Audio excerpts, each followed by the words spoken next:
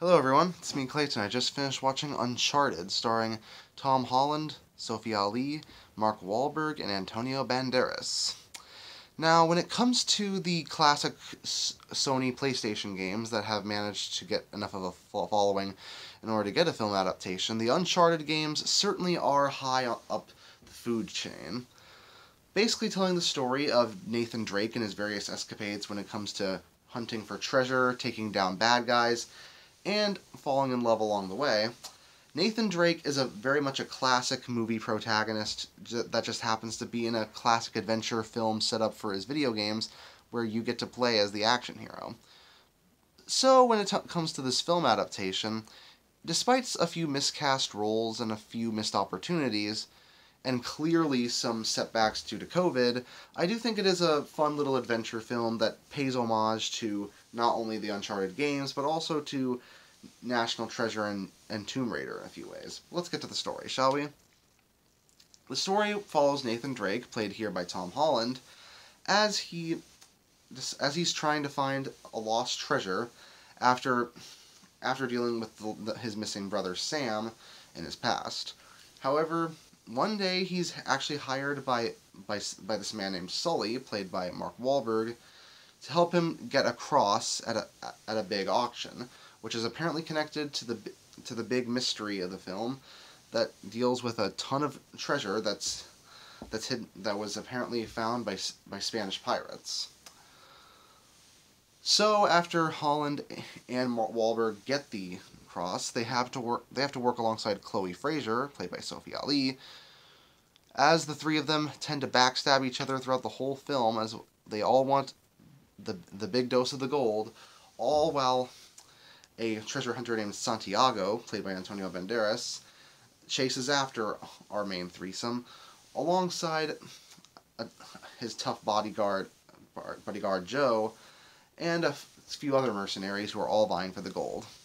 So yeah, this is basically a classic adventure film setup, full of double crosses, insane action set pieces, and tons of witty dialogue. And does it all hold up? Well, I do think that it's one of those films that does borrow heavily from its contemporaries, and therefore it doesn't exactly have the same originality that the games have. Now, granted, it doesn't have some of the issues that I had with the first Uncharted game, so the bad AI, since this is a movie and not a game.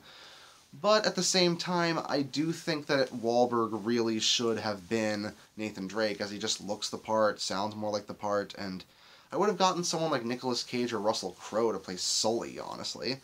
I mean, the way Wahlberg and Holland play Sully and Drake works well enough, but it just feels wrong, especially considering Nolan North even gets a cameo in the film, where it's a nice little nod for PlayStation fans, but it really goes to show how out of place Tom Holland seems in the role. You really get the sense that he was only given the role based on name recognition, considering he's also Spider-Man.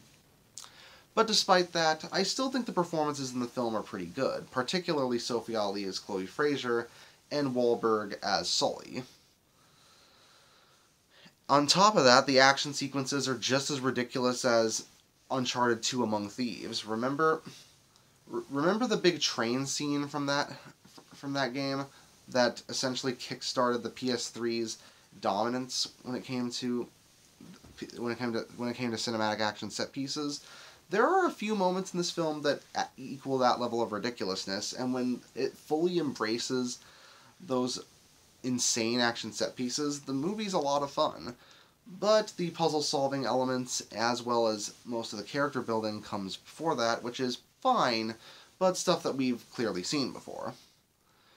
With that being said, I wouldn't be surprised if this film doesn't get a sequel, considering the amount of issues that have gone into filming it, and the lack of people who are willing to accept Holland as Nathan Drake. But if you're open-minded and you just want a fun little adventure film to waste 2 hours on, you could certainly do worse, which is why I'm going to give it a 7 out of 10. Not Arcane or Castlevania levels of adaptations, but hey, considering the video game movies that have come in the past, I can think of worse ones. See you later.